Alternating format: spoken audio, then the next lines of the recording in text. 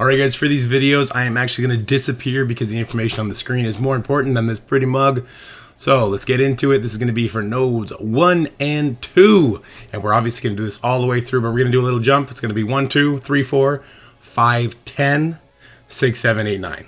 Anyway, let's get into it. So our game plans for the first city section. We're kind of looking ahead. We're looking for node 2 because we want to make sure we're going into node 2 prepared. So what we want to be able to do is kill the bishop with the first attack and then abuse the symbiote speed meter on the second attack. So before we get to there, we got to do node 1. We're going to soften the node and we're going to prepare cooldowns. So here we go. This is just a regular difficulty 9, no scourges on. The second you add scourges, it's going to be a little bit different. So what I'm going to suggest is, on the whole, you're better off doing a higher difficulty and leaving off the scourge that when you die, your enemies gain energy. That's going to prevent you from being able to do sacrifice nodes. So for node 1, it's going to take us about 3 to 4 hits. We're going to pull Captain Sam abilities. Then we're going to go in and clear 3/4 of the node. And then we're going to go back in with Symbiote Spider-Man and the symbiotes and Squirrel Girl and prep some cooldowns. So as you see on the screen, I just threw Kingpin in, which pulls the Captain Sam ultimate. Captain Sam does go first, so he'll whiff his cooldowns. With that, I'm just going to go in and do my second attack, but if you wanted to, you could go in and pull another ability from him. My suggested teams are the Web Warriors with Shang-Chi or Dark Hunters, New Warriors with Shang-Chi. These two teams are interchangeable for this node. They'll both get done what we need to get done. So you can kind of choose the bigger of your team because this setup is going to be more important. And just to reiterate, you can do a second sack so that Captain Sam is not taunting as you see. But if you got a big Shang-Chi, he'll actually benefit from all the buffs that Captain Sam just threw on himself. So we actually just killed Negasonic, who is not on my kill target list, but she's very weak and falls apart, which is fine. From here, we want to make sure that we're getting rid of this defense up from Blob. I see the Cable has defense up as well, but he's very, very weak. And he is our primary kill target. He's going to go out here. He's the most important target to kill on this attack because he's giving 5% speed bar to all enemies on spawn. And on our next attack, we definitely don't want that to be up. After Cable, we want to get rid of Blob. Blob gives deflex to adjacent allies on every single one of your turns, which makes it harder to get through. And after Blob, we want to go for Longshot. Longshot's passive is what gives the X Factor member speed. So when we take him out, we take that away. And my game did crash here, so I had to close and then reopen, which is why we're staring at me doing nothing right now. And then I reopened it, spliced it together, seamless transition, and here we go. So we take out Longshot. Without him, X Factor members struggle. Now it's at this part, you can kind of decide who you want to take out. I like taking out Sharon so that she doesn't have stun or ability block up on the next attack. And you can also take out Shatterstar so he's not giving possibly defense down. But the main objective is to pull the Magneto ultimate before we come in with our third and final attack, possibly fourth, depending on how you did it. So as you see, I'm still just going for the Sharon, even though I'm not actually hitting her through these blinds.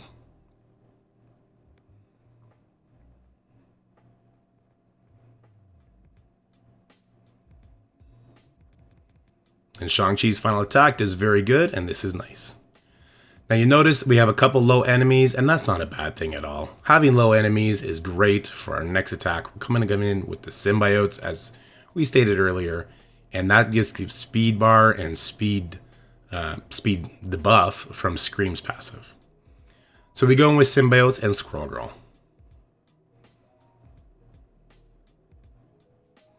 We got a lot of low life enemies, but I know Captain Sam's going to be a little bit of a problem, so I start with him. If Captain Sam isn't about to taunt, this is obviously a lot easier. So let's talk about what we're trying to do here. Well, we're trying to get our key abilities prepared for the next node. For us, that Symbiote Spider-Man Ultimate must be up, and the special must be at most 1 turn away, because we need to extend the stun. For Scream, we want to have her ultimate available. That's a turn meter rewind, as well as disrupt and slows. Key ability for Anti-Venom, nothing really. We're just going to be using his basic attack in the start of the next node anyway, so it doesn't really matter. So if you need to res, like you saw me do here with Scream, it's not the end of the world.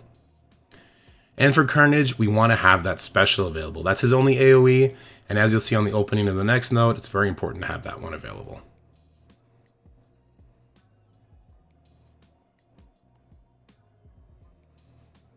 Now the most important character to not mess up here is Squirrel Girl. We want to have her ultimate available, and we need her special to be at most 1 turn away. As you guys know, in Node 5, we're going to have a whole video just on that node probably. It's so important, it's so difficult that you need to make sure you're going in there with full life. So I do use the special there. We get her nice and healthy. But that's still not quite enough. We want her at nearly 100% life. The opening from Zemo and Lady Deathpool and those characters on Node 5 is so crazy. So do not let this node stand if Squirrel Girl isn't at least 95% life. Luckily, Anti-Venom does do a lot of healing. Squirrel Girl, if you have her as an ISO healer, she's going to top herself up good as well, because the symbiotes normally hang out at 100% life. So Squirrel takes a final hit. I didn't really like that, but Anti-Venom's going to come in. Now Squirrel Girl is going to come in as well with that ISO healer, and there you go. She's nice and topped up. That's going to be enough.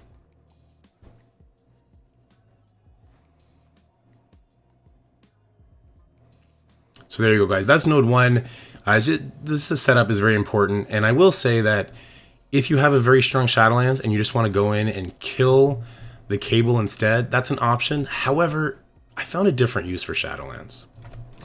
So for node 2, this is going to take about 4 to 5 hits. We're going to go in and just like with Captain Sam, you can pull Proxima abilities. I'm not going to do that here, but you can do that if you have a weaker team. We're going to kill or bring Bishop below 5% life. That is the most important thing to accomplish.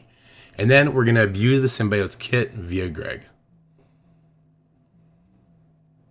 So my suggested teams is basically just use the team you didn't use on the last node, but sub out Shang-Chi for Doc Ock. And that's it. And here's my extra use for Shadowlands I found. They're a much better team for this if you have them big. They single target out the Bishop a lot better without damaging the Hela too much. So if you have a big Shadowlands, I think this is their best use. So we start, I get a defense down on the Bishop, and that's great. And I'll just reiterate, guys, if you want to send in one level 1 character to pull the Proxima special, that'd be great. I didn't have to do that here. I used the Web Warriors, and since they got a dodge, I actually got offense up on my Scarlet Spider. And then if you want to do even more, you can repeat it with 3 level 1 characters. That'll pull the Proxima ult, and then Greg will come in and kill somebody, and then Morbius will throw his special. When I did difficulty 10, this was necessary because the Morbius special was a death sentence. And then we want to avoid Hell as much as possible. So you see I do as many single targets attacks. I actually get the option of using the Scarlet Spider ultimate here, and that would have killed the Bishop. But that would have either also killed Hela, which would have been bad, or it would have brought her too low that my opening on the next attack would have killed her, and I would have had to restart the Scourge run. So yes, it's best to kill Gambit, but if you can leave him so that he's just one-shottable, that's fine.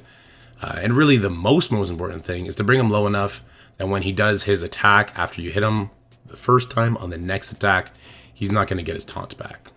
There's a certain health threshold, but I'm not actually familiar with the exact number.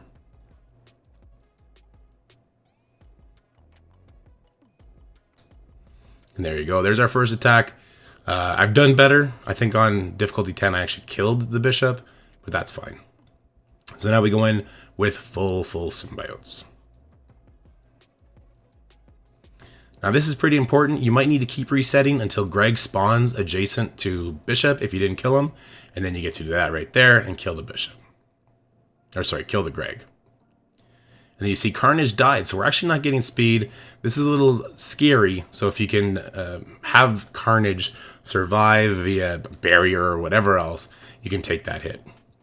So we stun the Gambit, and then we turn meter rewind the Gambit with the Scream. That's very important. We rezzed up our Carnage, so we're getting speed meter, and then we extend it with Symbiote Spider-Man. That's why it was very important that Symbiote Spider-Man special was available no more than 1 turn away. And now from here, we're just going to keep killing Gregs. We're going to get adjacent bleeds on everybody else. And it's going to be a long match. There's no way around it. What you want to look out for is your forced chain attacks and who you can actually single target with. So as you see right there, Symbiote Spider-Man does have a forced basic chain. And Scream as well. So if Greg was over there adjacent to Hela, but not adjacent to anybody else, then obviously Hela's going to take a hit, and that's not great. But yeah, we're just going to keep abusing the Gregs, gaining our speed meter. And just to reiterate, warning, force chain attacks can't hit Hela.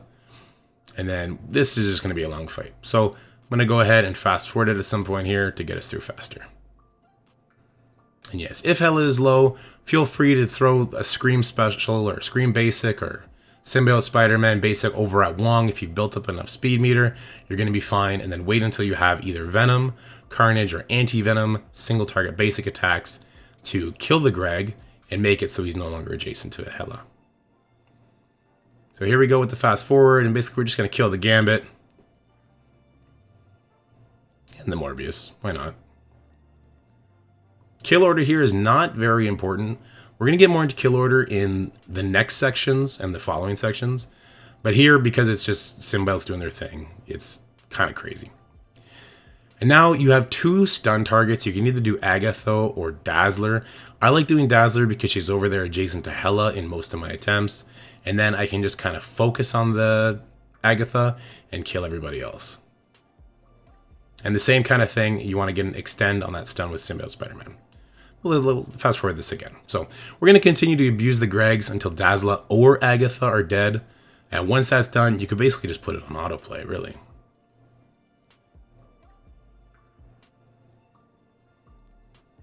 So there goes Dazzler.